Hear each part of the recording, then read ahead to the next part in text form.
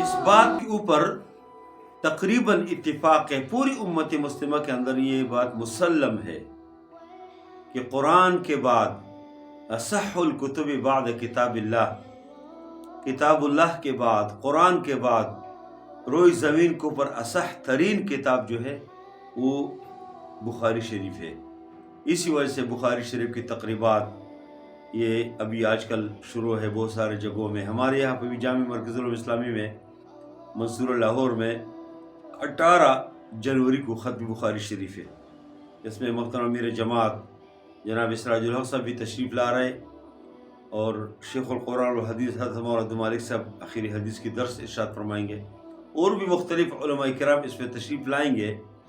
لیکن میں یہ کہنا چاہ رہا تھا کہ اس بخاری شریف کو اللہ نے یہ مقام مرتبہ کیوں دیا؟ حدیث میں تو بہت سارے لوگوں نے کام کیا، امام بخاری سے پہلے بھی بہت سارے لوگوں نے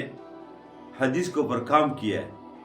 اور اس کے بعد بھی بہت سارے لوگوں نے حدیث کے حوالے سے کام کیا ہے، کتاب بھی لکھی ہے، بہت سارے خدمات ہیں۔ لیکن امام بخاری کو اور اس کتاب کو، بخاری شریف کو اللہ نے مقام مرتبہ کیوں دیا کہ قرآن کے بعد اصح ترین کتاب ہے؟ اس کا وجہ صرف اور صرف ایک ہے، امام بخاری کی تقویٰ ہے، للہیت ہے، اللہ تعالیٰ کے ساتھ تعلق ہے۔ اور مشہور ہے کہ امام بخاری رحمہ اللہ جب ایک ایک حدیث لکھتے ہیں اس کے لیے باقاعدہ وضو کرتے ہیں،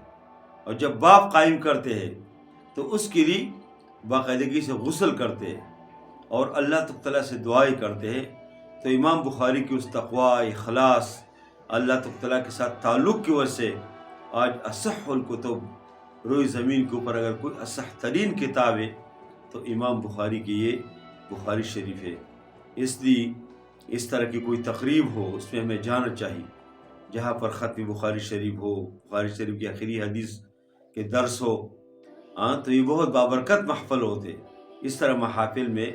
شریک بھی ہونا چاہیے، اور امام بخاری اور دیگر ائمہ کے تاریخ پڑھ کے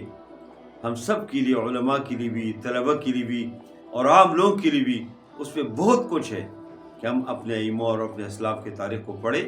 اور اس کے مطابق اپنی زندگیوں کو اسی طرح بنائے، اسی طرح اخلاص کے ساتھ، تقویٰ کے ساتھ، پرہیزگاری کے ساتھ ہم خدمت کریں گے تو اللہ تعالیٰ اس کے اوپر ہمیں بھی اجر عطا فرمائیں گے۔